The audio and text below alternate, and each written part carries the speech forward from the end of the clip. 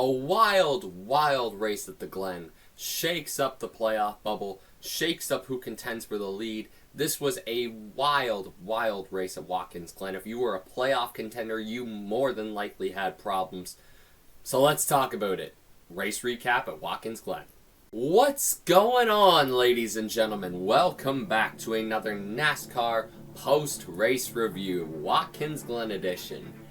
Holy crap, this race just reassured why I want to go to this track so bad. I mean, they sing the Canadian National Anthem at this track. I've got family members who live 4.5 hours away from this track, so I gotta get to the Glen one of these years. I gotta get myself to the Glen. But, oh man, what a race, what a race. I enjoyed the hell out of it. It was fun. I mean, I was actually coming back from getting my hair cut when the race started. So, we get there, and all I see is a big pile up in turn one to start off. Ross Chastain had the pole, by the way. I saw up until the final 10 of qualifying. I mean, I didn't expect Ross to get the pole, but hey, good on him. And yeah, no, there was a big pile up. Of course, it was Kyle Busch, who looked like he just spun virtually by himself for no reason at all, just sending it too deep into the corner, maybe. These goddamn burps. Getting on the brakes a little too much, and yeah, it just virtually sent, well, who all was in the wreck here? I'm trying to look back at it all as I rewatch this back. Let's see, I know, it obviously took out Hamlin. Bell got in the wreck. Blaney was out of the race early. A lot of great contenders were caught up in this wreck. I know Stenhouse was involved in it. So, not a great day to start off with. And then, things really tampered out for for the rest of the stage. I mean, it was hard to pass. I mean, the only thing you could really do to pass was move somebody out of the way or be on the better tire strategy. That's what I got, at least, or just send it too deep into the corner. Those are really your three options for passing people with this next-gen car. The road course racing's getting better, I will say that, but yeah, it still needs work. But overall, I mean, yeah, no, I'm trying to remember. So yeah, Chastain pretty well dominated the stage, and then of course you have your strategy coming into the play, because with the road courses, how they work is you have enough time to pit before the leaders and all that fun stuff. So usually everybody besides like the top two pits with 4 to go, and then the leaders come in with 3 to go in the stage, because pit road obviously closes with 2 to go in the stage. So the only guys who really stayed out there were the playoff guys on the bubble. I'm talking your Martin Truexes, your Alex Bowmans, your Chase Briscoes, even Kyle Larson stayed out there, Austin Cindric, Daniel Suarez. A lot of the playoff guys sacrificed to win for the points, which is somewhat smart. And I mean, honestly, knowing how chaotic these races get at the end, it might as well be worth it. But yeah, Truex ended up pulling away with stage 1. Good win for Martin. It wasn't a Monday, but it looked like the oh my god, these burps. It looked like the tide was starting to turn for Martin Truex. He's had a horrible run ever since he announced his retirement back at Iowa. So yeah, things are on the up for Martin Truex. Things are starting to look good for him. But yeah, and then starting stage 2, Tyler Reddick made a big move to the outside in turn 1, got by a few cars, and then there were some lockups and some cars hitting each other on the inside of them, which shifted Daniel Suarez up into Reddick. Accidentally hits Reddick in the left rear. Yeah, it would be the left rear quarter panel, because we're going clockwise. Yeah, clockwise at Watkins Glen, not counterclockwise. But I had to think about that for a second. So yeah, that sends what's-his-face? Yeah, Tyler Reddick around for a spin. He's back at the back of the field to start off the second stage. And as pit stops are starting to happen during stage 2, Daniel Suarez goes off. NBC did show it later, but there was like a big split in the tire.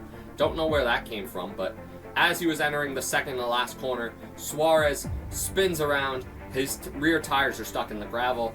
caution comes out, which came at a really interesting time because it was right before Chastain and Van Gisbergen were going to pit for the stage. So it really shook up the strategy here. So because Suarez did spin with 3 to go in the stage, so Chastain wins the stage pretty well by default, gets himself a few stage points. I'm pretty sure Briscoe actually scored the most stage points out of anybody today. So Ross Chastain gets 10 extra points, good for him. And yeah, that really shaped up stage 3 because then you had the guys on different strategies. You had the SVGs, you had the Chastains, you had the Hosevars and the Bushers who were all up there. I mean, I don't really think Busher was on that strategy thinking about it, but yeah, a lot of the Spire guys were up there. I'll give those guys a shout out later, but man, Corey LaJoie, Carson Hosevar, Zane Smith, they were great today. They were up in the top 5, top 10 pretty well all day. Like, good for them. Good for them. But yeah, all those strategies were starting to shape up. You're about 20 into the stage. Some of the guys who pitted right before that stage break were starting to come in and make their final pit stop for the day. It was all starting to shuffle out until Denny Hamlin cut in front of Brad Keselowski. Brad Keselowski is just an innocent bystander in the situation, and Denny Hamlin gets in his second wreck of the day. And instead of hitting the front of his car, this time he hits the rear of his car, and he's into the outside barrier at the Glen. This I couldn't agree more. It was desperation move on Denny Hamlin's part, but either spotter communication has to be better or Denny Hamlin just has to be less stupid, because that was a very avoidable incident. I mean, Brad Keselowski was just on the end of so many avoidable incidents today. But yeah, then after that, well, actually, wait, was the Denny caution?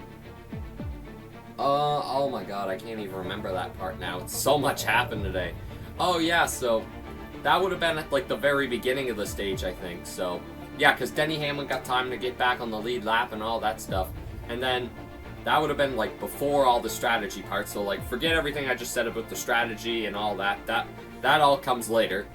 Bear that in mind. But Chris Buescher was able to, he was one of the ones on fresher tires, so he was able to power past SVG and Ross Chastain. He got the lead. He was looking comfortable there for a bit. Him and Michael McDowell really putting some pressure on the leaders with those fresher tires. Then Austin Dillon decided to do Austin Dillon things. Still hasn't learned much from Richmond, I see, and decided to just completely take out Christopher Bell. I wonder where Austin Dillon would be in the playoffs right now if he was actually allowed in. That would have kicked Ty Gibbs out of the playoffs, now that I think about it. Who would you rather have in the playoffs, Austin Dillon or Ty Gibbs? Answer that question in the comments down below. But yeah, Austin Dillon, well, Bell kind of slotted up in the line in front of Dillon, and then I don't think Dillon liked that, so he kind of gave him the bumper. Bell gave the way that he was going to pit road, and yeah, then Austin Dillon still on his inside. Kind of a racing deal, but Austin Dillon can back out of it. He can just pass him around the outside, but I don't know. And then Buescher, he powered past Joey Logano. Oh yeah, no, so back to the strategy point. There were guys that pitted at the caution, the guys who pitted at the end of the stage. Oh my god, what am I doing? I'm too tired for this. I was up till like 3:30 in the morning for Las Vegas at the Sphere Las Vegas. I am way too tired for this. I'm going to watch Sunday Night Football tonight, and I'm going to snooze, though. But yes, the caution that shook up the strategy after everyone started to make their final pit stop was Harrison Burton. Harrison Burton blew a tire on the bus stop. I literally just cut back from watching I watched the end of the Music City Grand Prix. Colton Herta won at Nashville. Alex Palou wins the title. And then all you see is Harrison Burton. When they come back for a commercial break, he's just blown up into the bus stop. All the debris comes out on the track. Harrison Burton brings out the caution. This is allowing Denny Hamlin to get back on the free pass. And that creates a caution with 10 laps to go. They restart with about 8 to go. And then we have another incident towards the mid-pack. The mid-pack was not the place to be today, I'll say that much. Joey Logano was caught in the middle between Brad Keselowski and William Byron. He ended up getting into the right rear of Brad Keselowski. It's throwing me off when they're driving the opposite way, but Keselowski slid up, and then him and Byron got together. Byron actually got a little bit of airtime, which was crazy to think about. And then, yeah, That takes out William Byron. He was done for the day. If you can't turn right on a road course, then good luck. And yeah, Keselowski was still able to keep going, to be fair to him. And then that created... I could have swore there was one more caution. Who was the other caution for? Oh my god. Wait, I gotta look this up. I need NASCAR Twitter for all this. I'm way too tired right now. NASCAR Twitter's not giving me at all. So, where is... Oh wait, no. Was that the... Yeah, it was the caution that sent it to overtime. That Keselowski and... Was it? Dude, I swear it wasn't. I swear it wasn't. There was another incident that I just cannot remember. Oh my god, I'm gonna have to go look at the race results because it's gonna drive me insane. I'm gonna have to look at a race recap or something. But dude, I wanna know what happened here. This is driving me up a wall. Please, just like show me what happened. There we go. That's qualifying. Just like who was it? I can't remember for the life of me. Was it Keselowski? Oh yes, it was the Reddick caution. So yeah, so what happened there was, I'm sorry for like the waste of like 2 minutes of your time there, but yeah, so Todd Gillen went to shoot a gap under Kyle Larson for around like 10th, I think it was. Larson just completely shut the door. Gillen had the checkup, which sent off a butterfly effect of Elliott into Berry, and then it sent off an accordion effect at the back too, which sent Tyler Reddick spinning around. Kyle Busch got into him, and then that's what set up the overtime finish. Overtime finish, here we go. Carson Hocevar and Chris Buescher are inside and outside. Carson Hocevar actually got a jump there. I thought Carson was going to get a penalty because he actually got to the start-finish line first before Buescher. So I was a little confused by that. Then SVG made a move to the inside, and then Hocevar slid back, and then SVG took the lead heading into the S's, and then I virtually said at this point, unless SVG made a mistake, this is his race. And sure enough, he did. SVG did make a mistake. Going into the bus stop, SVG clips the inside wall and then gets loose on the first curb, which sends him up the track. Chris Buescher comes in, looks to make the slide job, cuts back over, well, the switchback I should say, cuts back, and then, yeah, moves SVG a little bit to get the lead. SVG has another run at him into the final corner, gets loose, can't put the bumper to him. Chris Buescher, who missed the playoffs only because Chase Briscoe won at Darlington. That's the only reason Chris Buescher's not in the playoffs. Yeah, he gets redemption. He gets his win at the Glen. And Chris Buescher is through to the... Well, he's not through to anything. I'm too used to playoff drivers winning at this point. But Chris Buescher wins a dramatic race at Watkins Glen.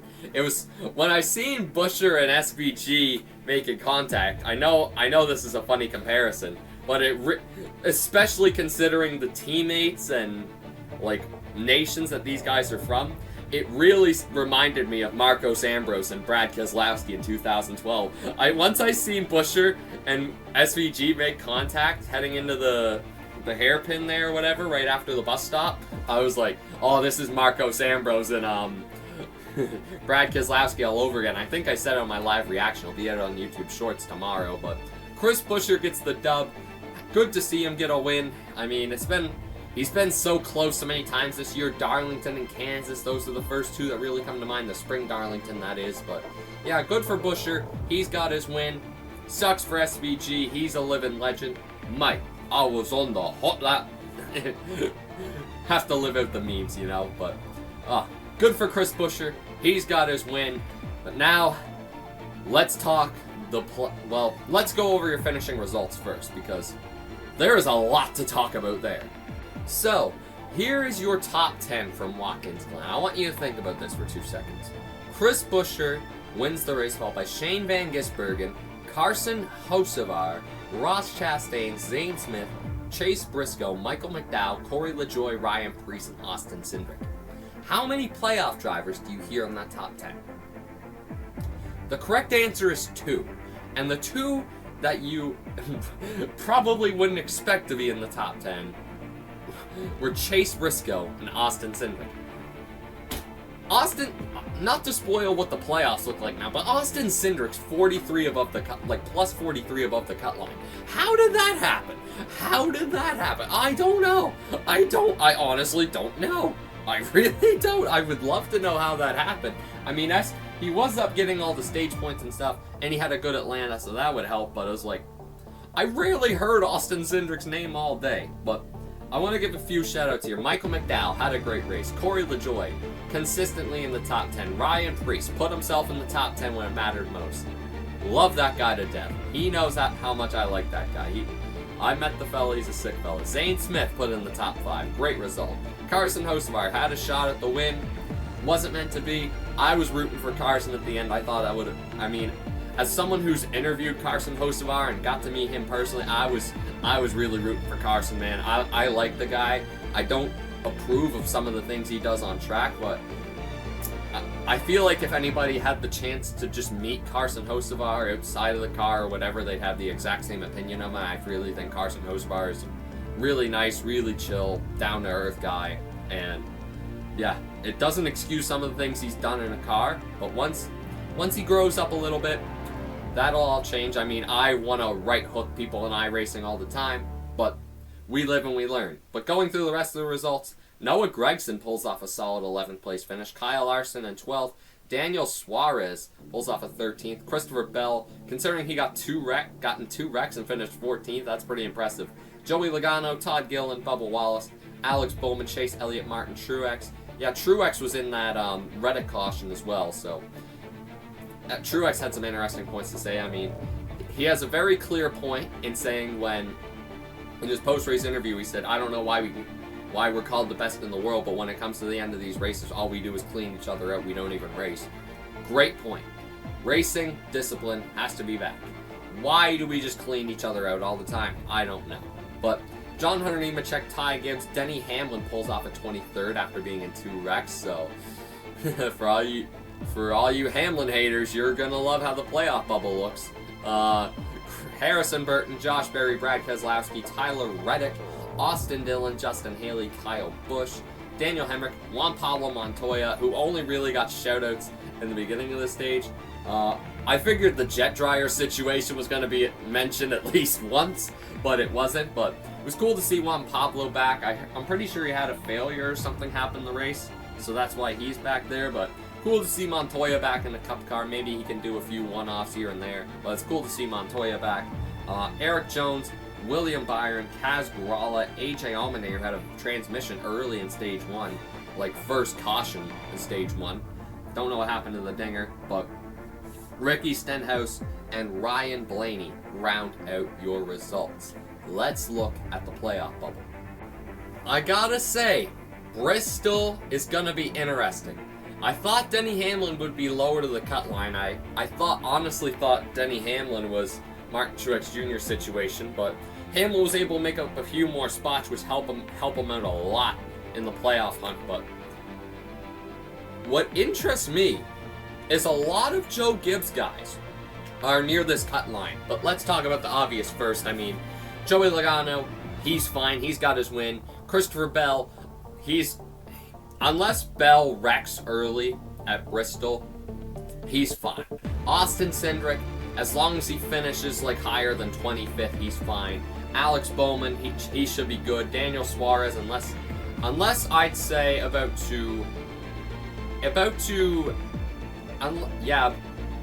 really down to Reddick, like Suarez and above, they're fine as long as they finish like above 25th. And Reddick through Gibbs is, well, Reddick through Byron rather. That's the crew who really just can't afford a wreck. Like, I mean, it's going to be interesting at Bristol because apparently they're bringing back the same tire they had in the spring. It shouldn't wear as much with the track being cooler and stuff, with it being at night, but that's going to be very interesting. I'll have to go watch that Bristol spring race again just to really see who's good on that. I know Larson was able to pull off a 5th, so Larson should be fine. Ty Gibbs was good in that race, but he He wore out his tires quick. So it's going to be interesting to see how Bristol shapes up here. Elliott, he should have a decent Bristol. I could see that. Blaney, that's a 50-50 call. Reddick, he'll probably be between like 10th and 20th, so he should be fine. Byron, he should be fine. Yeah, the one who I can really see dropping out of this playoffs here at Bristol is Briscoe. And I hate to say it, I want to see the 14 advance, but I don't think Bristol's going to go well for him. I just don't think Bristol's going to go well for him, because I think Denny Hamlin's going to have a really good Bristol, obviously. I think Denny Hamlin, there's reason to be concerned, especially when you're below the cut line, but I think he will make it. Brad Keselowski, he might even make it too, man, if he has a better race than Gibbs. You never know. Truex, honestly, I really hate to say this, but I think Martin Truex is a must-win at Bristol. I really do. I really do. Harrison Burton, we all know Harrison Burton's got no shot at winning. Unless everybody else blows a tire or wrecks, there's no way Harrison Burton is winning at Bristol. I'm sorry. I like Harrison Burton, but once again, should not be in the playoffs. At least bring back the top 30. If you want to keep this format, at least eliminate the top 30 rule in NASCAR.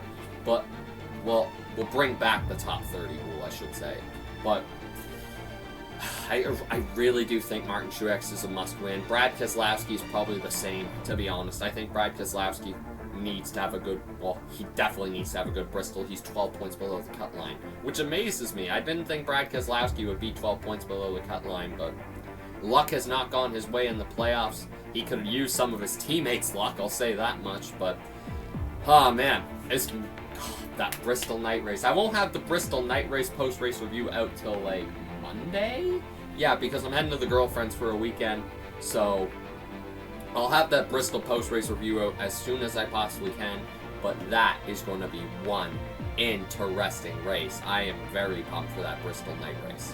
Well, let's put Watkins Glen on the Skyler scale. I thought Watkins Glen was a great race, top through bottom. I think I gotta rate these races more fairly. I think I gotta change up how I rate these races. But for me, Watkins Glen was an easy 90.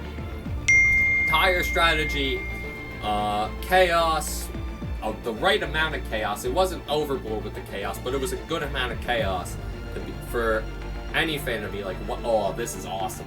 Like a great final lap, a great finish, and I think it's a 90% on the Skyler scale. I enjoyed Watkins Glen through and through, and I really hope I can get to this racetrack in the next couple of years, because this place, it seems awesome. It seems awesome.